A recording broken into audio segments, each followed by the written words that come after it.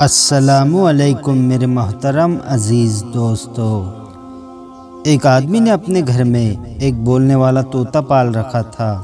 طوطا ویسے تو پنجرے میں بند رہتا تھا، لیکن پھر بھی اپنے مالک سے بہت خوش رہتا اور مالک کا وفادار بھی تھا، جس کی وجہ یہ تھی کہ وہ آدمی اپنے طوطے کا بہت خیال رکھتا تھا۔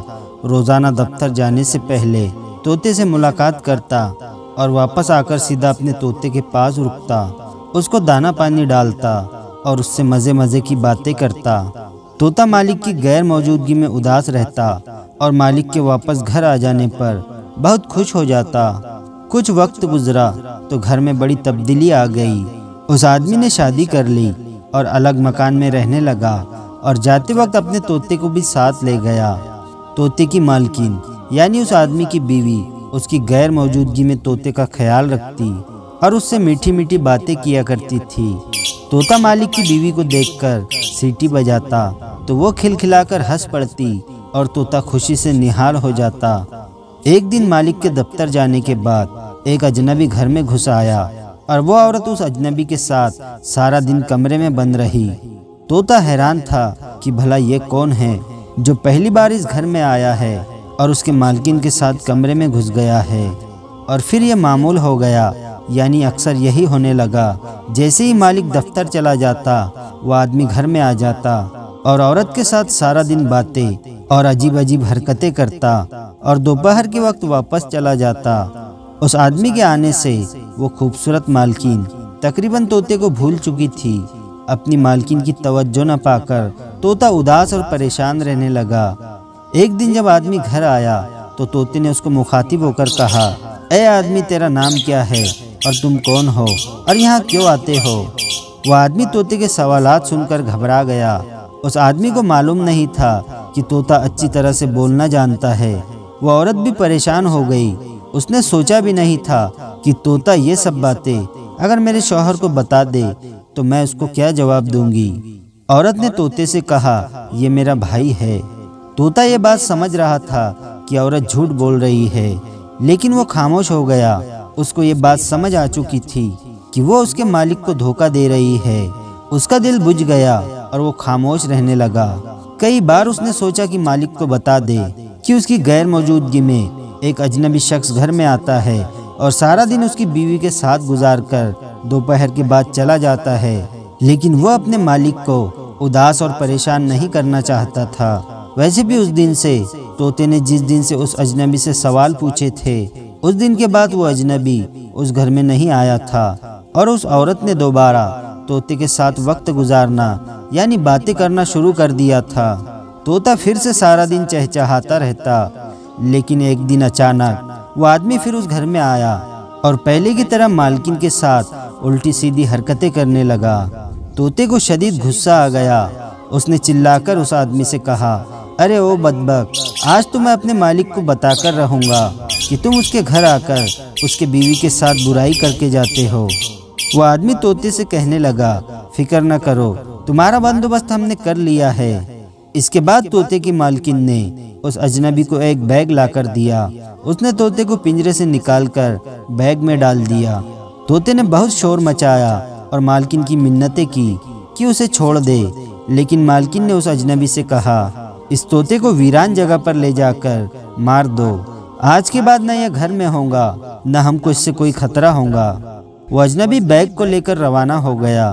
طوطا بیگ میں بیٹھا سوچ رہا تھا کہ کاش اس نے انسانوں کی طرح بولنا نہ سیکھا ہوتا تو آج یوں بے بسی کی موت نہ مرتا۔ دراصل طوطے کے مالک کی بیوی بد کردار نکلی تھی۔ اپنے شوہر کے دفتر جانے کے بعد اپنے عاشق کو گھر بلا کر منہ کالا کیا کرتی تھی۔ اس کو یہ یاد نہ رہا کہ گھر میں موجود طوطا انسانوں کی طرح بولنا جانتا ہے۔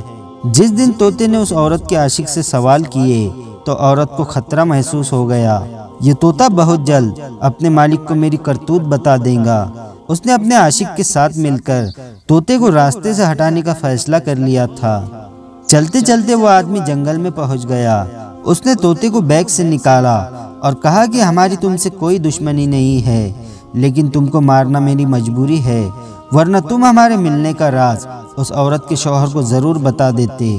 طوطے نے اجنبی سے کہا کہ میں خود پنجرے سے آزادی چاہتا تھا، اگر تم مجھے آزاد کر دو تو مجھے کیا ضرورت ہے کہ میں دوبارہ قید میں جاؤں، میں اس جنگل میں آزادی کی زندگی گزاروں گا۔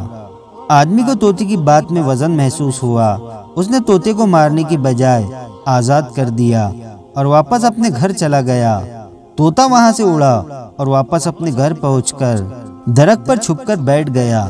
شام کو اس کا مالک دفتر سے واپس لوٹا تو طوطے کو پنجرے میں موجود نہ پا کر اس نے اپنی بیوی سے پوچھا تو بیوی نے جھوٹ بول دیا کہ اس نے دانہ ڈالنے کے لیے پنجرا کھولا تھا، لیکن طوطا جھٹ سے اڑ گیا۔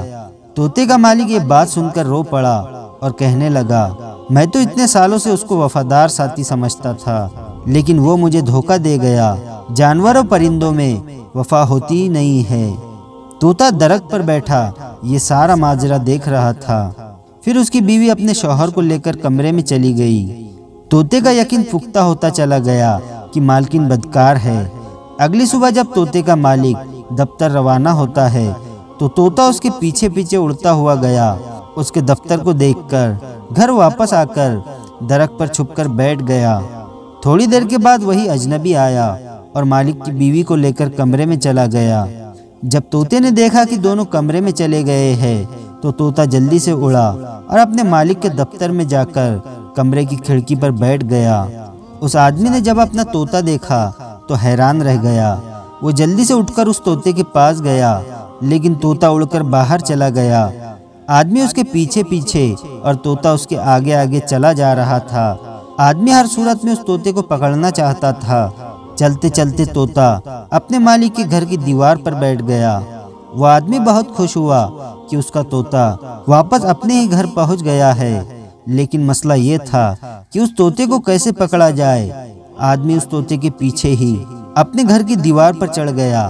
طوطا دیوار سے جا کر سیدھا کمرے کے دروازے کے پاس بیٹھ جاتا ہے۔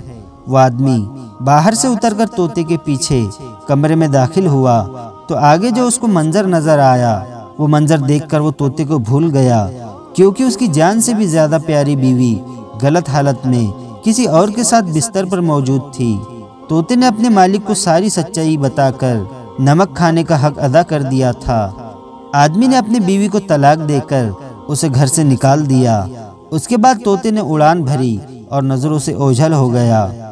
دوستو، اس آدمی نے اپنی بیوی کی باتیں سن کر بنا سوچے سمجھے اس کی بات کو مان لیا کہ طوطے نے دھوکہ دیا ہے، لیکن اصل میں تو اس کے ساتھ طوطے نے نہیں بلکہ خود اس کی بیوی نے دھوکہ دیا تھا۔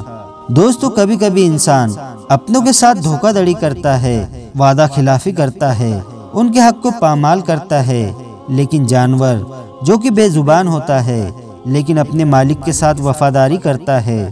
اور کبھی کبھی ایسا بھی ہوتا ہے جب انسان کے کام نہیں آتے، اس وقت ایک جانور انسان کے کام آتا ہے۔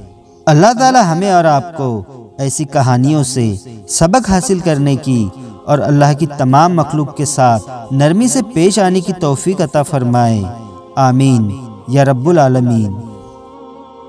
تو دوستو، آج کی یہ ویڈیو آپ کو کیسی لگی ہمیں کمنٹ کر کے ضرور بتائیں، اور ویڈیو کو لائک اور اپنے دوستوں کے ساتھ شیئر ضرور کریں۔